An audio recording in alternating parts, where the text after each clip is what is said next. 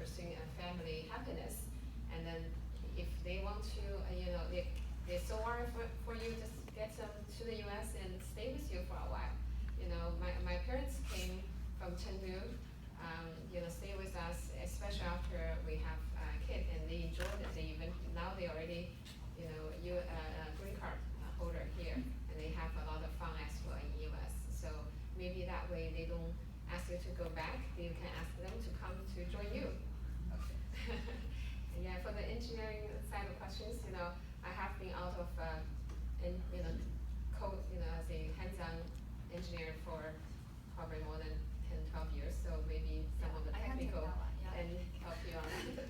So actually I work with designers quite a lot. So we were redesigning the Uber app last year. So so some of those are bigger, like really big project for the whole company. Some are like a smaller project, team projects, or building and adding a new feature. So usually, how I work with the designers usually, so they are far behind of the engineering schedule. So the designers will brainstorming things around this topic. For example, we wanna like other drivers tell them where they should go to pick up someone, or where they can earn more money. So the designers are like the pioneers, thinkers, innovators, and think about like they will go to interview some drivers, some riders that will listen to the user stories and build some storytellings, and then they will think about like how I would approach this design problem, and then build up like maybe like several versions of design around those stories that they found, and then share those with the engineering team about like, oh, this is like what I approached this problem. I talked to how many people, I interviewed how many people. Sometimes the company will also have user researchers where designers can work with them, and then around this topic they would propose those designers, and would let the team review it, and then usually the engineers or the tech lead or the managers also work on this same topic. So they are also thinking about the problems every day. So they will also provide a lot of feedback to you, especially in terms of technical difficulty. They will tell you, oh, this is what take like a year to build. This is probably not possible according to our timeline. They will also sometimes say, oh, this is some library that we have already built that we can leverage. This is probably a better way. They also have a better timeline of this. We're gonna launch this next week, or this is just one experiment, or this is something that they are thinking of rolling out to every city globally, or just experiment that we want to play with in one city. So in that case, it would give you a better guideline of which direction you might go, and then once you kind of pick a direction, so you refine your problem to a smaller problem, then you fine tune you can work on those very like detailed design.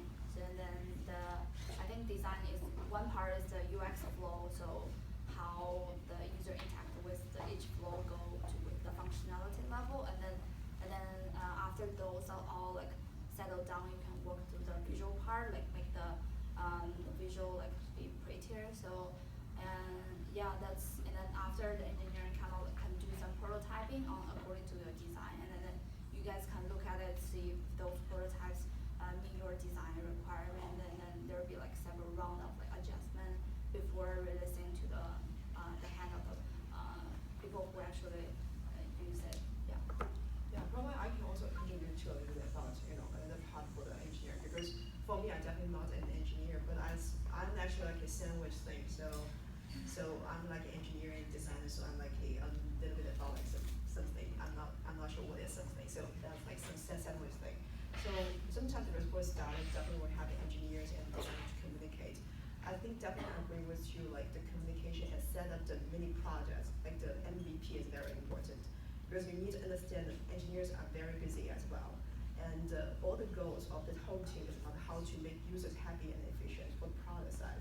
So if you can have a very mini product first, and then to test around with the prototyping, and to let the engineers know how about the feedback from the user side, definitely is going to be a huge hit for that. And second thing is for the designer side, I'm not quite sure if some of the designers when I'm working with, I think they're not very experienced or very willing to learn about the current practice. So that would be another thing I think probably you can also see like whether it will be a potential problem for you. Maybe not, it's not, because I think like most of people, they will have a lot of ideas, but when you come down to the university or field, you have a lot of existing practice. Why they happen here? Because they have some problem reasons behind that. So maybe it's more efficient when they test around it over 1,000 times already, or something. So you understand about that. Or even Android and iOS, they have totally different user behaviors. So that's why a button is like that, and another like color is like that. So sometimes when engineers, they are very focused on one device. So when designers have different kind of the totally not make sense for a specific device, they will say, oh, you're not professional, and then they will totally like it's very hard to convince them about the rest part of the world. So if you can make it very professional first, the other things will be super easy for that. Yeah. So our the time of the first session is actually up, but next will be the afternoon tea break, and we are going to grab food, drink, and you guys still have enough time to interact with the speakers in person. And I encourage all of you to practically talk to the speakers and also practically talk to other girls here to make friends, to expand your network. So thank you, ladies, so much. You guys did excellent sharing. Thank you. And now we have like 10 minutes, actually 20 minutes in total for the afternoon tea session. And you guys can go to use the bathroom, and I'm going to prepare the food, and then our very important sponsor, Baybreeze, which is the famous Chinese original songwriting band, is going to perform the live music for us when you come back. Okay. And one more question. Is there anybody here who completely cannot understand Mandarin? No? So we can speak Chinese from now.